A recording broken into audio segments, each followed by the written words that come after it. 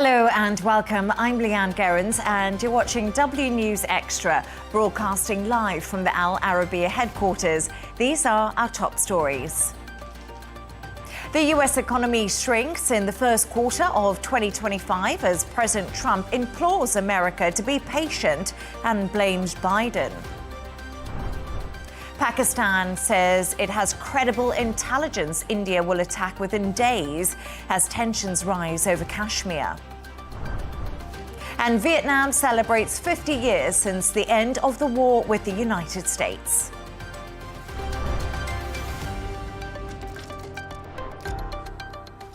To our top story, and the US economy shrunk during the first quarter of 2025 as GDP slipped to 0.3%. It's a big blow to the Trump administration and is the weakest economic growth for the US since the first quarter of 2022. In the last few hours, the president has been holding a cabinet meeting with his leadership team. Let's see just what he had to say. Core GDP, and this is, you probably saw some numbers today. And I have to start off by saying that's Biden. That's not Trump, because we came in on January, this is quarterly numbers. And we came in and I was very against everything that Biden was doing in terms of the economy, destroying our country in so many ways. Not only at the border was more obvious, but we took over his mess in so many different ways. To discuss this and all of today's stories, I'm joined by Dubai 92 presenter John O'Hayes and media strategist and former editor-in-chief Michael Jabri-Pickett. Thank you so much for both joining me this evening. We just saw Donald Trump there. You know, is this, Michael, do you think, a beginning of a Trump session, which people are calling it, not a recession, Trump session? Or was the economy always in decline? Some economists are arguing it was overheated. So I think it is the start of a Trump session, and it's all self-inflicted. You know, JP Morgan has come out and said there's now a 60% chance that there's going to be a recession before January.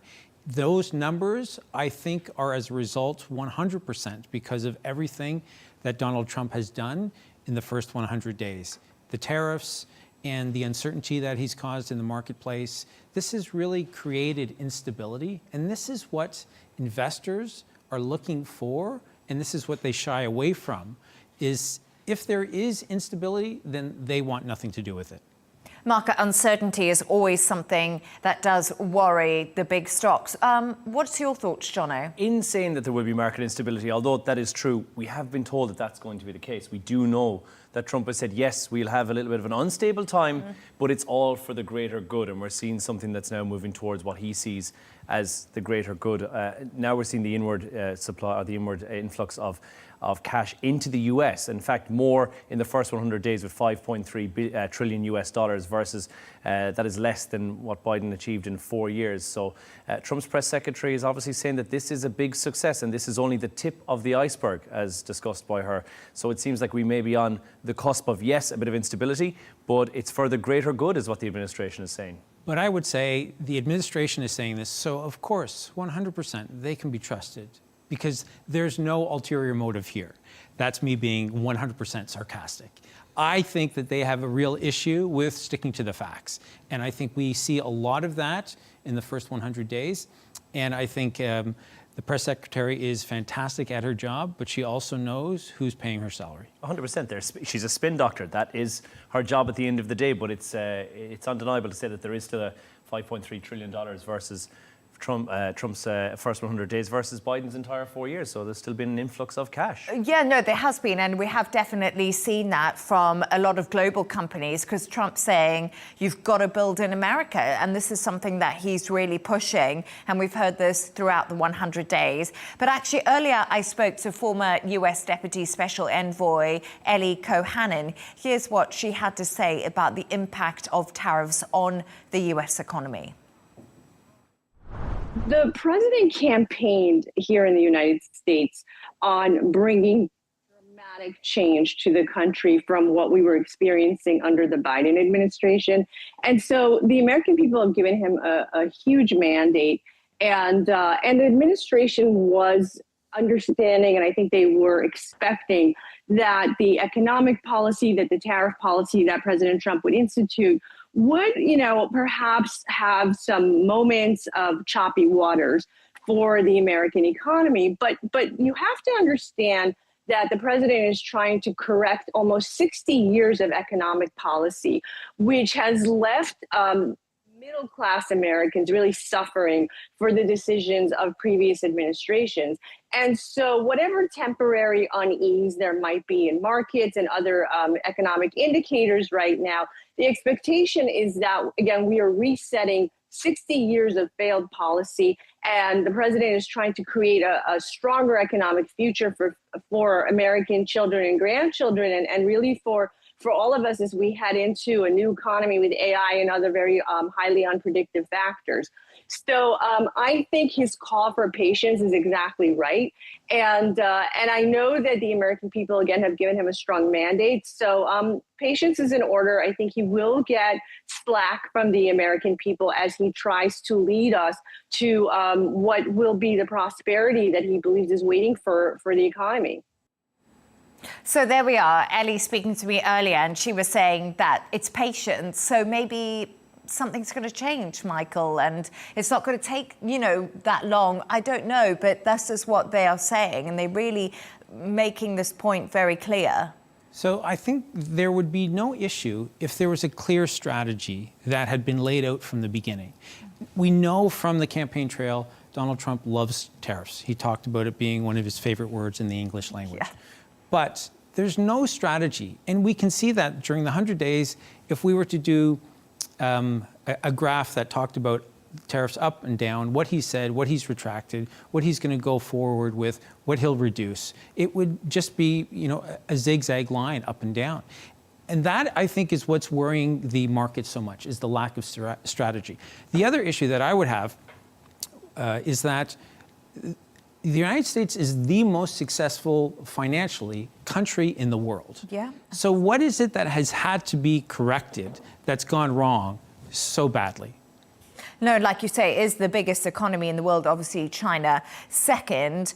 But Jono, let's just move on to one other thing. I was looking at Donald Trump today, and he was sitting in this cabinet meeting. Gosh, it was hours long, And then he did that rally last night, of course, for the Trump 100. And that's what Donald Trump's amazing at, isn't it? It's drawing a crowd. It's just been an absolute show. And it could go on even longer as well. And I think, and a lot of it, and we said this earlier, Michael, where a lot of it was, it's just the troops bigging up the Trump administration. And I guess that is what they're there to do. That is what they're paid to do in the first place. So a lot of it has been that, the pat yourself on the back, look at the great job that we're doing. But we can expect a lot more of this. And if you're going to take anything from the March 21st, the similar Invest in America sit-in, for want of a better word, that took place then, it could go on right through the night. There may be some positive benefits at the end of it. We saw IBM, Apple, TSMC have all pledging significant investments. The UAE from the 21st of November saying $1.4 trillion of an investment is in there as well. So there could be huge beneficial ramifications as a result of the fallout of this. It may go on through the night, but what would a Trump rally be if it didn't go on until the very, very early hours of the morning? I think the team behind there spend a lot of time patting themselves on the shoulders, and then there's a little bit of work that's done in between as well, and plenty of sound bites in the media tomorrow from everything that takes place through his great 100-day speech, which I don't recall there being one when Biden was in power, saying, let's have a party because we've been here for 100 days. But I must say something, that the whole world has been focused on this 100 days. There's been podcasts about it. I think I've been talking about it a lot too, so I'm sure the audience will know that. But he also said that he had a call with Mark Carney, our resident Canadian here, Michael, and he said that Carney's going to visit the White House, and he said they're going to have a great friendship. So positive movements. Well, that's what he says today. Let's see what he says tomorrow. But also, let's go back to what he said on Truth Social the day of the Canadian elections, which is, it would all be so much better if Canada was the 51st state. So I think his mood, or what he says, changes with what his mood is, and it also changes with what's going on. There's another point that I want to make, which is that within a 24-hour period, there were two different speeches that were given. Mark Carney gave one, accepting victory, where he said that, with great humility, he would govern all Canadians, no matter who they voted for. And yet, in Trump's speech in Michigan, all he did was go after his predecessor. And this is what he's continuing to do, which is he's using the presidency as an opportunity for retribution. He goes after the law firms. He goes after the universities. He goes after immigrants. He goes after students. And it's an opportunity for him to go on the attack. And I think that when you have two diametrically opposed North American leaders who are saying something that's so different, I would love to be a fly on that wall. And I'm sure there will be press in that meeting, so we will see it. But it will, I think, be a true testament to the differences that exist between the Canadian Prime Minister and the American President. I think, and I've said this yesterday on the show when we discussed, I think that Pierre and Mark will be great friends at the end of this because Canadians you're the nicest people in the world. You guys don't have the ability, I think, to be stubborn about something. And I think that's why Mark Carney will say, well, you know what? He's reached out, he's extended the olive branch, so to speak, and he'll make that trip to the White House. Interesting to see that Trump is not going to go to Canada. However, he said, Mark Carney, you can come.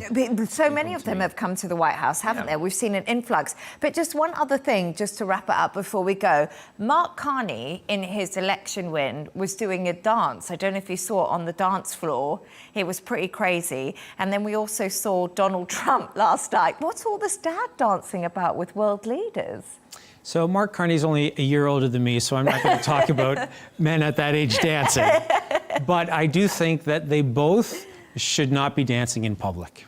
Oh, I love it! I think it gives us great entertainment. Yeah, it gives us great joy. Especially when Donald, yeah, but thing. And I think this is what, and we said this with Mark Carney as well. You're now looking at who's effectively, he's a businessman, he's a banker who's now running Canada. We have a businessman who's running the United States of America and the leader of the free world, so to speak. But I think it seems that businessmen are just a little bit partial to a step or two on the floor for the cameras to play up to it a little bit. Yeah. I, for one, enjoyed it. I don't know how Canadians at large felt about Mark Carney taken to the floor. I think it was a little bit one of those acceptably awkward moments where if your dad were to go out and do it, you go, fine, you roll your eyes, but you don't want to be anywhere near it. Yeah, I rolled, but I enjoyed it. I loved it. Yeah, I loved it. I was like, is Donald Trump inspiring the dad dancing? But anyway, we're going to move on, so stay right there and we'll be back with you shortly.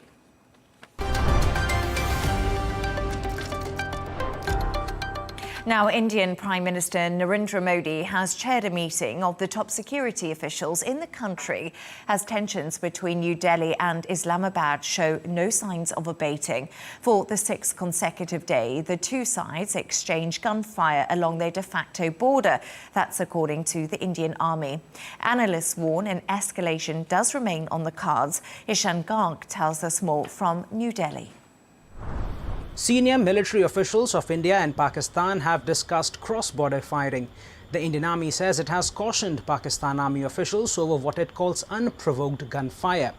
Meanwhile, Indian Prime Minister Narendra Modi has held back-to-back meetings in New Delhi with top officials in the country as the situation on the border remains tense. He is believed to have reviewed the overall security situation in the Jammu and Kashmir region. Now, this Cabinet Committee on Security has met for the second time since a terrorist attack claimed 26 lives in Kashmir. And many in New Delhi are seeing this as a sign of how severely volatile things are at the border. New Delhi blames Islamabad for backing the attackers who killed civilians in Kashmir's tourist town of Pahalgam. And Prime Minister Narendra Modi says that India will hunt the perpetrators and their backers down. Now, amid this sharp rhetoric from both sides of the border, Pakistan's information minister said on Wednesday that New Delhi could carry out a military strike by Thursday evening. Indian officials have not responded to these claims. The Prime Minister on Tuesday, however, had held a meeting with the chiefs of the three branches of the armed forces. And reports say that he has given the army full operational freedom to respond to the Kashmir attack. Security forces are in the meantime conducting raids in the Restive Valley to apprehend the perpetrators, but the attack has already dramatically worsened India-Pakistan ties. Both sides have downgraded their diplomatic ties and cancelled travelers' visas.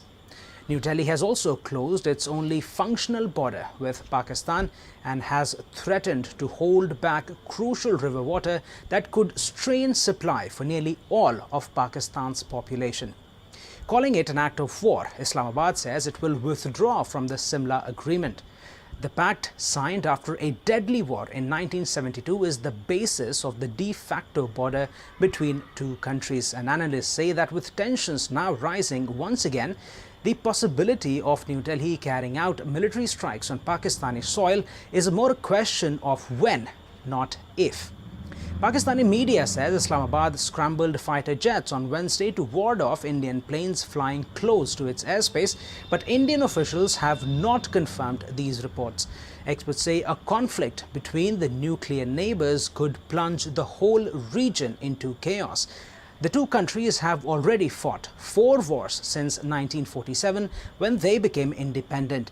And though relations between them were never normal for a sustained period, they argue the brutality of the 22 April Pahalgam attack has worsened the situation. All eyes are now on India's next move as the international community, including the United Nations, is urging restraint. Ishan Garg, Al Arabia News, New Delhi.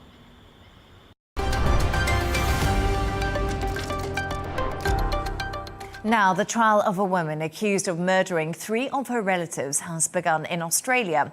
Erin, Patterson, allegedly served them a meal containing poisonous mushrooms. And while she admits to picking wild fungi, lying to the police and disposing of evidence, she says the tragedy was a terrible accident. Michael, let's start with you. This has absolutely gripped Australia, this story, and it's all around a beef Wellington. It sounds like something out of a film. Can you tell us more? It does sound like something out of a film. And for me, the first thought was this will be a future CSI episode, if it hasn't already been one. I think every generation or so, there's a court case. We've had them in Canada. And I'm sure that they've happened in many countries around the world, that just grips the nation. And this is one of them. It has, I think, your average Australian family and a meal that's quite popular with in-laws. And there's so much drama that's been involved in it. The in-laws and an aunt show up.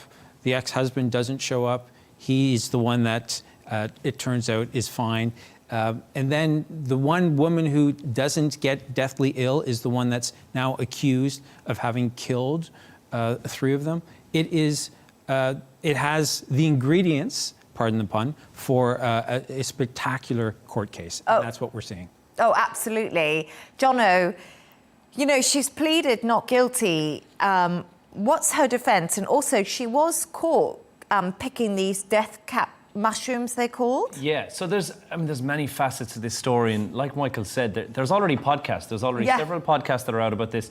We are, I'd say, months away from a Netflix special about this as well. It's gripped the nation. It's effectively a Typhoid Mary type story. I mean, to draw a parallel to that, it kind of seems a bit like everyone's thought about killing their in-laws. This lady's gone out there and done it, but in the most unusual and bizarre way. Of course, we've heard, as Michael said, there's the concept that she had a different coloured plate compared to the rest of her family, which is how she avoided having the same food as them. But she had denied, despite the fact that they've discovered the forage mushrooms, which she went out and got, which I believe, and you'd said this earlier, Michael, they tracked her phone in order to discover that she'd gone to that forest. Schoolboy error, though, if you're going to, you know what I mean? I think we've watched enough true crime drama to know. I don't know if she has. We all know how to do it. But we don't act upon it. She dehydrated the mushrooms, then she added that as an ingredient in. I mean, first of all, you need to be a good level of botany knowledge to be able to go out there, know which mushrooms are going to be the ones that are poisonous versus the ones that you can put into your salad. And she's gone out there and intentionally done this. She then disposed of the dehydrator which she used, which has since been discovered with her fingerprints on there as well. That, coupled with the phone evidence that's there as well, coupled with the fact that she's the only person who didn't get sick and had used a separate plate, makes for a pretty damning case. But we're at jury selection at the moment, which means that we've got a solid maybe 6 weeks, maybe more on this one. We've seen cases like this go on a lot longer, which I think could make for some very interesting TV afterwards once we get a full documentary about it.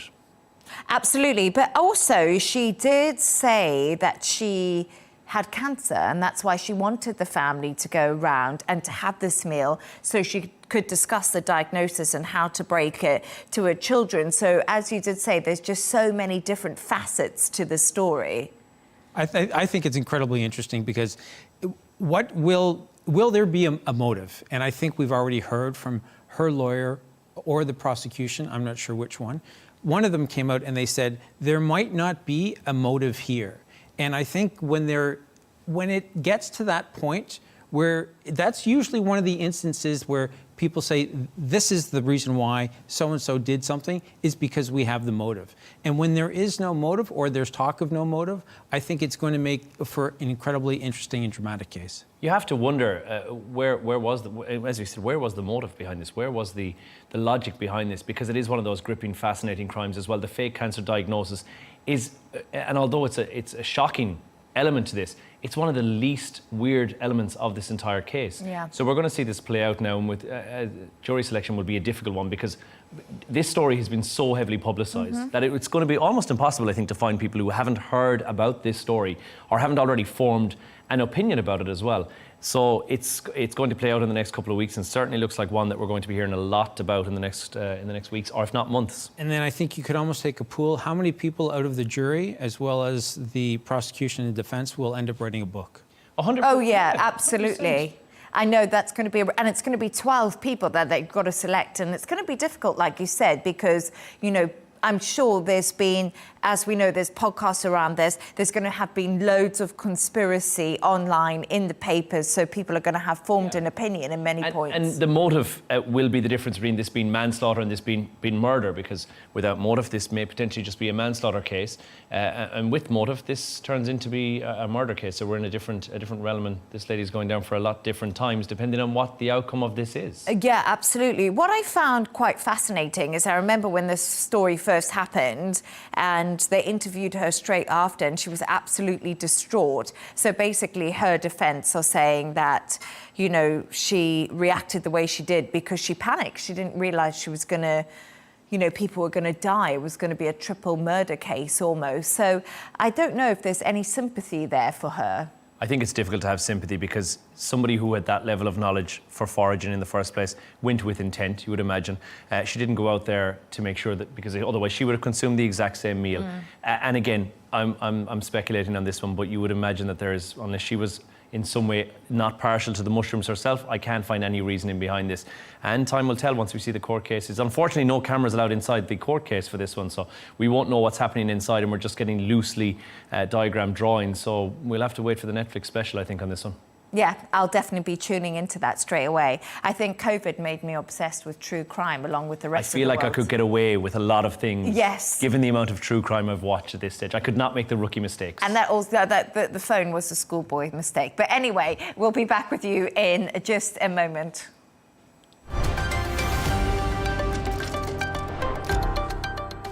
Vietnam's communist leader, General Secretary To Lam, says his country is ready to stand shoulder to shoulder with the world's great powers.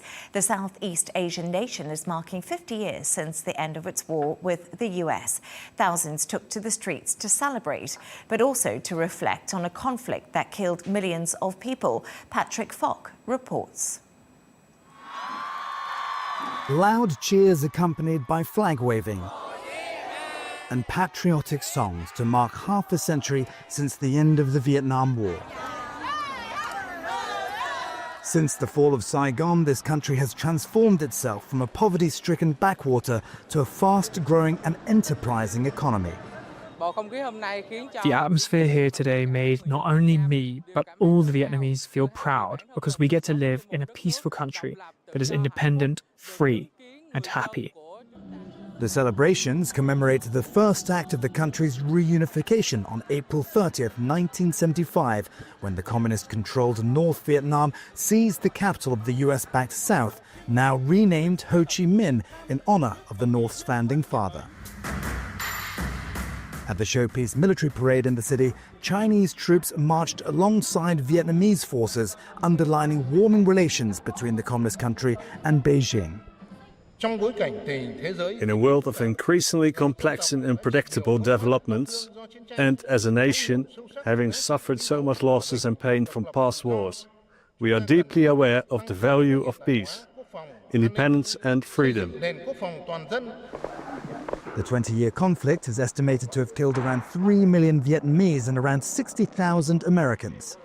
Since then, the country has developed strong economic and diplomatic ties with its former foe. Relations were normalized in 1995. Trade between the two has more than tripled in the past decade to about $150 billion in 2024. The memories of war now behind them both. The Vietnamese people and the American people will always be friends. Fears are, though, that their bond could now be tested by the threat of crippling tariffs announced by US President Donald Trump earlier this month. Negotiations are underway between Hanoi and Washington, but pressure on Vietnam's export-led growth could reopen old wounds. Patrick Falk, Al Arabiya News.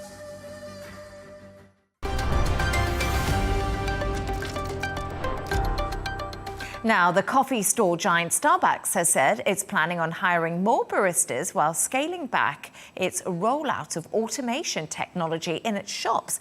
The move is part of an overall strategy to win back customers after it announced a fall in sales, which was today. Okay, so, Jono, Starbucks, probably the most recognised, arguably, coffee shop around the globe, with so many companies relying more and more on automation and AI. This is really interesting, I think. Yes, to give you some backstory on how this actually operates, you jump on the app, you order your coffee in advance, and then when you get to the store, you don't have to wait in the line. You walk up and your coffee's already there, having been made by an automated process. Several things are wonderful about this. First of all, if you're having one of those days where you don't want the human interaction, that's no longer an issue. Second of all, the name on it is probably accurate now, and they've not decided to absolutely change your name completely. It's likely to be 24/7 available. And hygiene, the touchless system of AI doing this means that it's going to be a lot easier and a lot cleaner in the first place.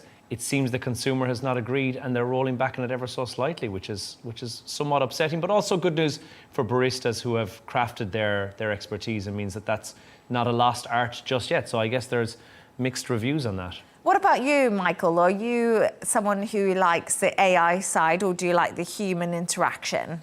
I don't like people, so I would prefer the AI side. But I will say that I do think there is a challenge with AI, because when I go into my coffee shop, I like my coffee prepared a specific way.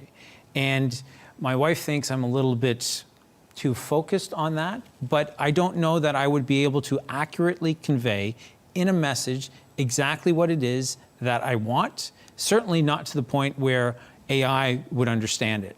But I think this brings up a bigger issue, and I think this is a bit of a smokescreen. Brian Nichols is the CEO. He's been in that position since September. He had been at Chipotle for 6 years.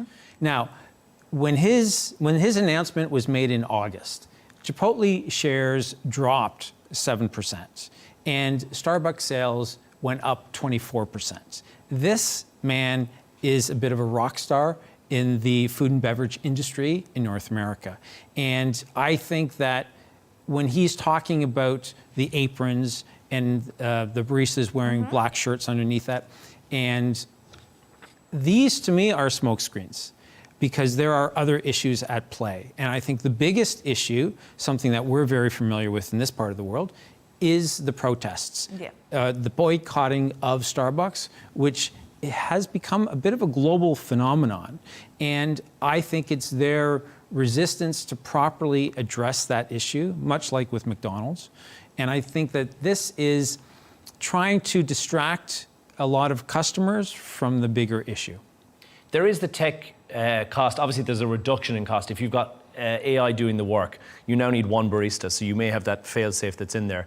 But and from what you're saying, it might be akin to someone who I know whose coffee order is a single shot, no foam, several different syrups and things added in there. And when it becomes a little bit complicated, surely as the AI develops, the issue of your coffee not being exactly how you want it no longer becomes a problem. And now it's a cost factor thing, because you've got one staff member who's just manning the fort, and that makes it a little bit easier. Are you okay if there's a fail-safe person there to take your coffee order, or do you want it to be just people? So when I order a coffee, what I do is I say that I want... Oh, come on, tell us your order. I want to know the Tell order. us your order. So the easiest way is to say a cafe latte with 4 shots of espresso. Wow. Wow. But I want only a certain amount of milk. And so when I get the venti size, I say to them, I want the milk only filled up to the bottom of the logo. I don't know that if I can say that in a message, venti size cup, milk, regular milk, filled to the bottom of the logo, not the top, not the bottom line, the bottom of the logo, and then 4 shots of espresso, and the rest ice.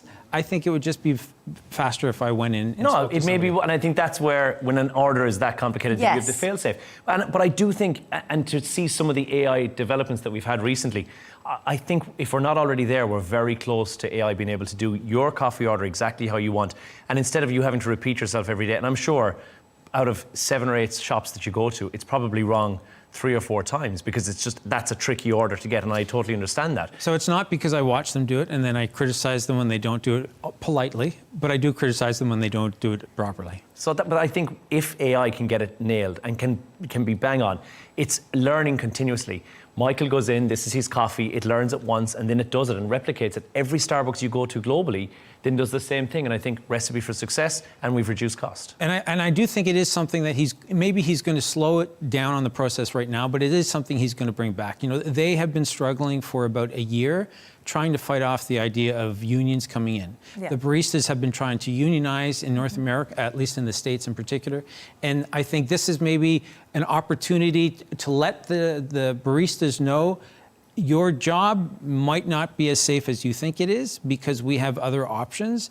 And it might be one of those polite negotiating tactics where you let the other side know that there are other things that we're looking at. And I want to play devil's advocate on that, because there is the element of the social going to a coffee shop. And yes, I was going to say that actually, because we talk about all this AI, and I must admit something. I always go for a walk with the dogs in the morning, and I've got a place that I love to get my coffee, and everyone knows the dogs get a treat. I love the staff. That's like part of my daily life. Yeah, and it's I think really important to me. When it comes to cashiers and checkouts, and I know a lot of places are rolling back on the self-service checkout at the cash counter in a grocery store, that's different. That, I feel, doesn't require a human element, and I'm fine to pack my own bags. But the coffee shop, for a lot of people, that is maybe the only social interaction they have that day, certainly for some elderly people, and I feel that's important for them. So shoe on the other foot, there's also that element of it that do like to sit down and have a chat with their barista now and again. That's one of the issues that I struggle with when I go back home to Canada, is that we've been spoiled in Dubai with the size of the coffee shops where you can go in and almost always find a seat.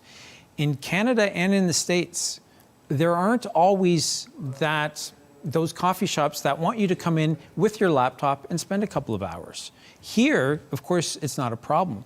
But back home, the coffee shops, because real estate is so expensive, coffee shops are a little bit smaller. They want people, as Mr. Nichols does, people in and out as fast as possible. Well, that's quite interesting, because I think in the UK too, that's a problem. And Starbucks initially said that you couldn't just go into a Starbucks and not buy anything and sit there and use their internet. And that was something that was announced, but they've actually rolled back on that too. So that's been quite interesting, because now they're saying, no, you can come in and use the internet and use the shop. You know, we're not going to force you to keep on buying drinks. So that is something they've rolled back on too, which I think is quite interesting, because maybe the social element of things is probably bigger than we thought. And people coming through the door is better than having no people in your coffee shop, and I think that's probably what they've taken on board. Yeah, I also think that he's done a really good job of trying to bring Starbucks back to its roots, which is a coffee shop.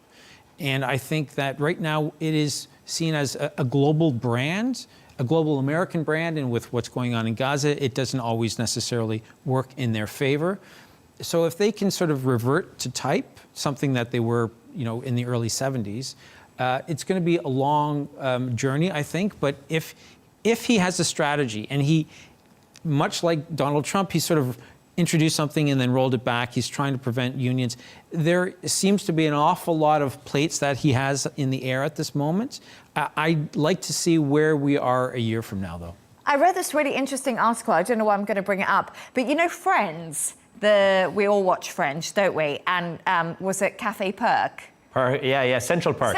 Central Perk, sorry. How could I ever forget that? But I did read this article, which was fascinating, that was saying Starbucks and those coffee shops really just came to the fore globally because of Friends and because of Central Perk, that basically everyone saw that was happening. And that's how our coffee culture really became what it is today, which I always think is amazing. So we all watch Friends and then we thought we'd go and replicate it in Starbucks. Great, giving us insomnia ever since Friends, Yeah. which is amazing. As a North American, the only time when I was born in the 60s, when I was growing up, throughout the 70s, the only time you would ever get a cappuccino, you'd have to be in Europe, or you'd have to see it on North America. Exactly. Or sorry, yeah. you'd have to see it in a film, because it was always black, maybe a little bit of cream or sugar. That was it. But I do think there's a great academic study to be done on the history of the coffee culture in 2025. Well, apparently it's all to do with Friends.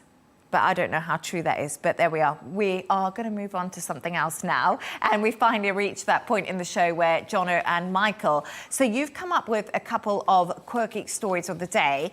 Now, Michael, your story is about someone who looks like Elon Musk. What more can you tell us? It's 2025, it's the age of social media. So you have to find the silver lining when it comes to the amount of traffic that your social media page will receive, even if you look like, as this one gentleman says, he gets told that he is Elon Musk's doppelganger. Now, I would find a little bit of a problem because he's 28, Elon Musk is 53. Maybe Mr. Musk has had some work done, who's to say? Bit of Botox. Perhaps.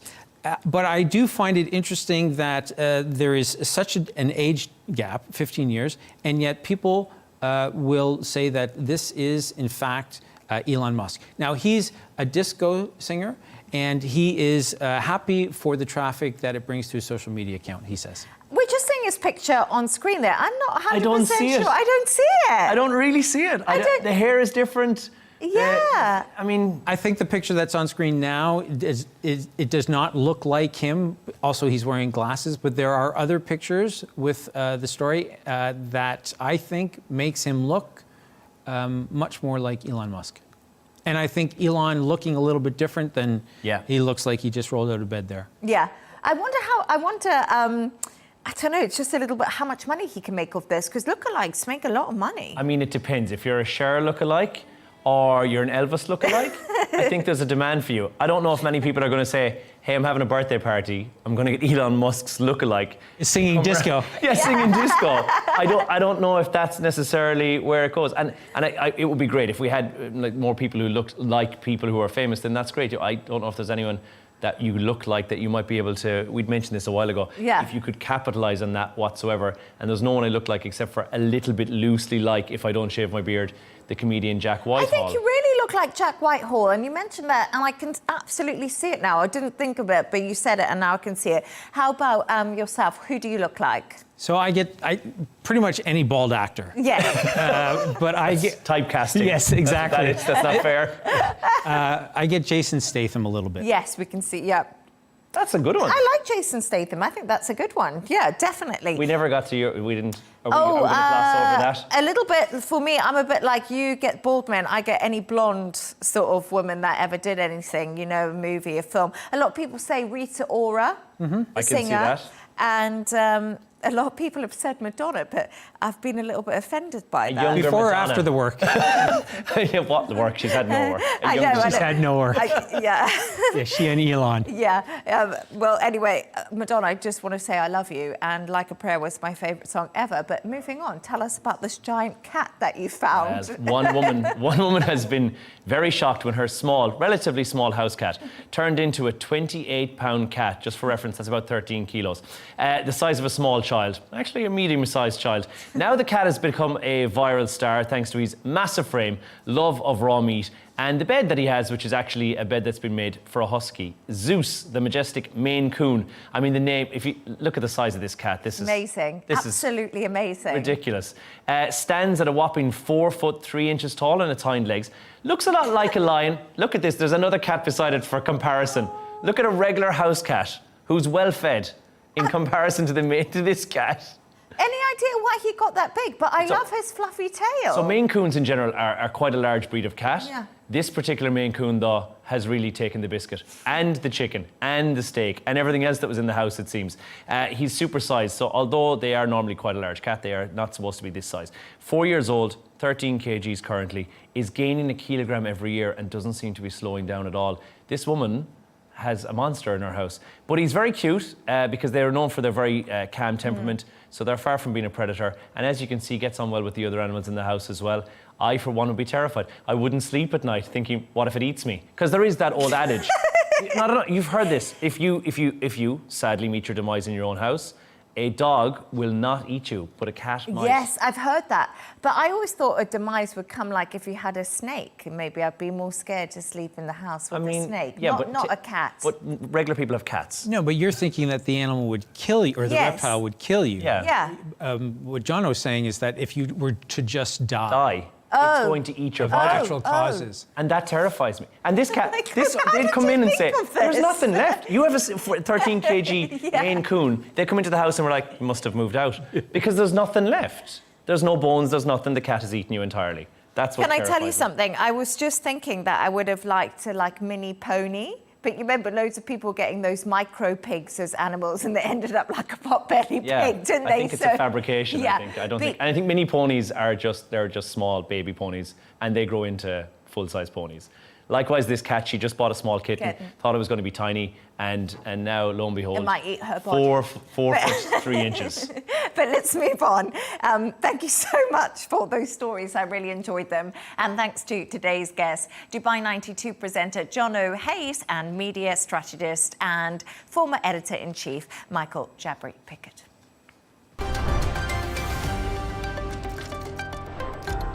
Here's a reminder of our top stories. The US economy shrinks in the first quarter of 2025 as President Trump implores America to be patient and blames Biden. Pakistan says it has credible intelligence India will attack within days as tensions rise over Kashmir.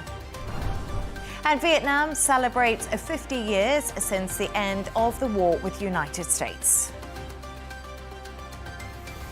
That's all from us on W News. GNT with Tom Burgess-Watson is coming up next. Goodbye and thank you for joining us.